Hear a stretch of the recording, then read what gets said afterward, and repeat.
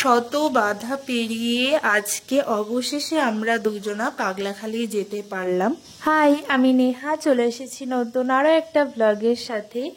এর আগের দিনই বলেছিলাম তোমাদেরকে যে আজকে আমরা যাব পাগলাখালি। আসলে তোমাদের দাদা ভাই যখনই ছুটিতে আসে, মোটামুটি জবে থেকে আমাদের দুজনের বাড়িতেই জানে, তখন থেকেই আমি চেষ্টা করি তোমাদের দাদা ভাই ছুটিতে আসলে দুজনা মিলে গিয়ে একটু ভালো করে পুজো দিয়ে আসার। কারণ বুঝতেই পারছো এরা যা চাকরি করে প্রত্যেকটা মুহূর্তই আমাদের কতটা টেনশনে কাটে। তো প্রত্যেকবারই ভাবি ভগবান সুস্থভাবে পাঠিয়ে দিলে তোমার কাছে গিয়ে পুজো দিয়ে আসবো। যাই হোক, এইবারটাও তার কোনো ব্যতিক্রম নেই। আর এইবারটা তো জানোই কেমন পরিস্থিতি থেকে ওরা ফিরে এসেছে, কিন্তু জানি না কেন এইবারটাই আমরা পাগলাখালি যাব ভেবেই যাচ্ছি, কিন্তু যাওয়া আর হচ্ছিল না। কারণ একটার পর একটা সমস্যা চলেই আসছিল। আর এইবারটা এই যে আমরা এসেছি প্রায় 40 দিনের ছুটিতে, একদিনও কিন্তু আমরা একটু শান্তিতে থাকতে পারিনি, মানে এদিক ওদিক ঘুরেই বেড়াচ্ছি শুধু। তো রোজই ভাবি যাব, মানে সোমবার আর বৃহস্পতিবারই তো পুজো হয়, কিন্তু আমরা যেদিন সেদিন গিয়েই আসলে পুজো দিয়ে আসতাম। কিন্তু ওই যে ভাবাই হচ্ছে, যাওয়ার আর সময়ই হচ্ছে না। কিন্তু আজকে ফাইনালি, আজকেও মনে হচ্ছিল যাওয়া হবে না, কারণ আমার শাশুড়ি মার শরীরটা একটু খারাপ করছিল। তারপরে ভাবছিলাম কি করব, যাব কি যাব না। সকাল থেকে বৃষ্টি বৃষ্টি একটা ওয়েদার ছিল, তারপরেও আমি বললাম চলো এখনই যাওয়া যাক, কারণ আমাদের তো কোয়ার্টারে যাওয়ার সময় চলেই এসেছে। আর মাত্র কিছুদিন বাকি আছে, তারপরে আমারও কিছু সমস্যা আছে বুঝতেই পারছো, সেই জন্যই যাব ভাবলাম আজকে। তো হ্যাঁ, অবশেষে চলে এসেছি।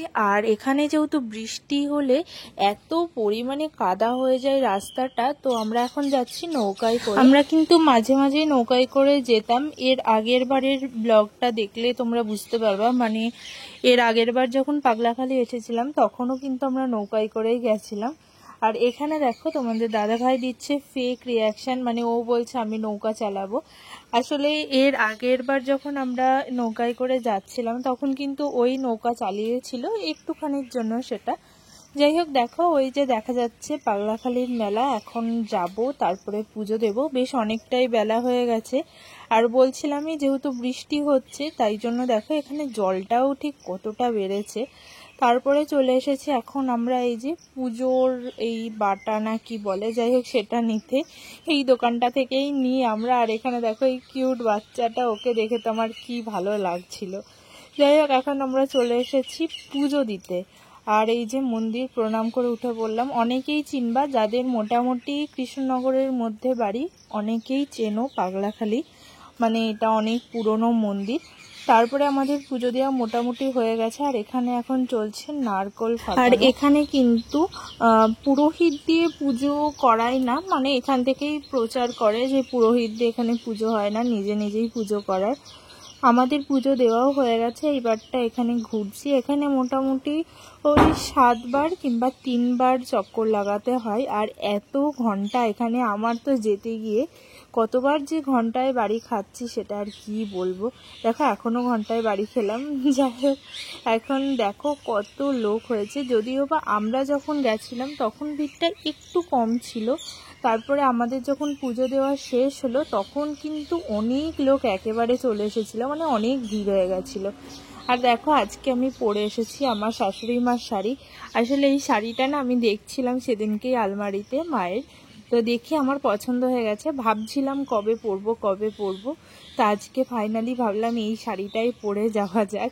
এইবারটা কিন্তু বাড়ি এসে আমি বেশিরভাগ, মানে আমার শাড়ি কমই পরেছি, বেশিরভাগ আমার শাশুড়ি মা নয় আমার মা, এদের দুজনার শাড়ি পরে পরে ঘুরেছি। যদিও বা শাড়ি খুব কমই পরা হয়েছে, যেটুকু শাড়ি পরেছি এদেরই শাড়ি। পুজো দেওয়ার শেষে চলে এসেছি এখন খেতে। আর আমরা কিন্তু পুজো দেওয়ার পর পাগলাখালি থেকেই খেয়ে যাই, তো এখানে চলে এসেছি খেতে হচ্ছে কচুরি আর ঘুগনি। তো এই যে তোমাদের দাদাভাই খাইয়ে দিচ্ছে, দুজনের জন্যই নেওয়া হয়েছে। আসলে এখানকার এই কচুরিটা না তোমাদের দাদাভাই বেশ খেতে পছন্দ করে, একদম পাতলা পাতলা করে বেলে, ওই জন্যই আর কি। যাই হোক, এখানে দেখো আমাদের এই পাগলাখালিটা এখন অনেকটা মানে উন্নত হয়েছে, এখন নতুন এইগুলো বানিয়েছে। এর আগের বার যখন এসেছিলাম এখানে দোকান ছিল না, এইবারটা দেখছি এখানে একটা দোকানও খুলেছে নতুন। যাই হোক, এখান থেকে আমি একটা স্প্রাইট খেলাম, আর তারপরেই ওই দিকে যাচ্ছিলাম, মানে মেলা এইদিকে বসে, কিন্তু ওই যে বললাম কয়েকদিন ধরে বৃষ্টি হচ্ছে, ওই জন্য আর মেলা টেলা কিছু বসছে না। তো এখান থেকে আমড়া মাখা আর পেয়ারা মাখা নিয়েছি, তারপরেই আবার যাচ্ছি এখন নৌকার দিকে।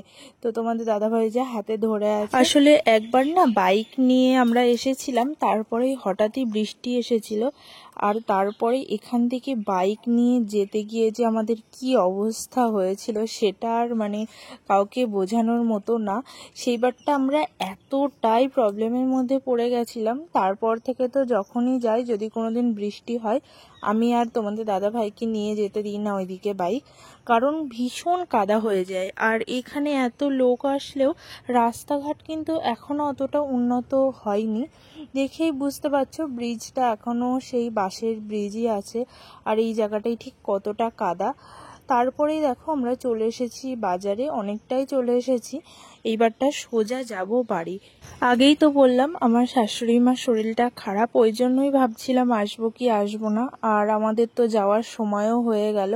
মানে এইবারটা আমাদের বাড়ি এসে এত একটা হজবরলা অসুবিধার মধ্যে আমরা পড়ে গেছি, একটার পর একটা সমস্যা আর সমস্যা। আমাদের বাজারে চলে এসেছি, আর এখানে আমি নিতে এসেছি একটা আনারস। আমার আনারস খেতে এতটা ভালো লাগে সেটা আর তোমাদের বলে বোঝানোর মতো না। সত্যি কথা বলতে আমার প্রিয় ফলের মধ্যে আনারস, আঙুর ফল এগুলোই, মানে আনারসটা আমি খুবই ভালোবাসি, কিন্তু সেটা হতে হবে পাকা আর মিষ্টি।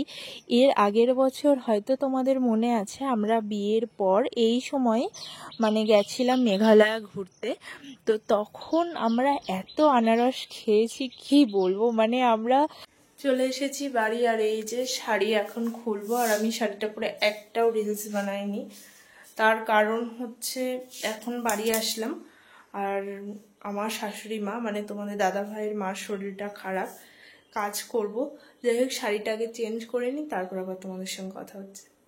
যেখানেই গেছি ঘুরতে, মানে গাড়ি দাঁড় করিয়ে যেখানেই দেখতে পেরেছি আনারস, সেখান থেকে একটা করে কিনে খেয়েছি। আর আসলে ওইটা না পাহাড়ি আনারস ছিল, তো ওটার টেস্ট আলাদাই ছিল। যাই হোক, দেখো বাড়ি এসে রান্না করলাম। বললামই তো মার যেহেতু শরীরটা খারাপ ছিল, মা আর রান্না করতে পারিনি।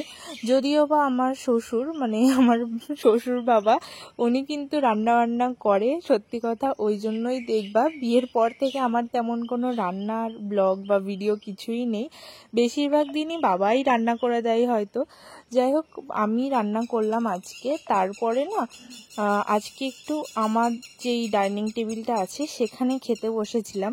আসলে ব্যাপারটা হচ্ছে এই টেবিলের চেয়ারগুলো না আমার বিয়ের সময় কেনা হয়েছিল না, তো সেই জন্য এই টেবিলটায় খাওয়াও হয় না। তো ভাবলাম আজকে একটু খাই, এখন যে অবস্থা কখন মরে যাব চেয়ারটায় টেবিলটায় আর খাওয়া হবে না, তখন ভূত হয়ে আমার মাথা খারাপ হয়ে যাবে খাওয়ার জন্য।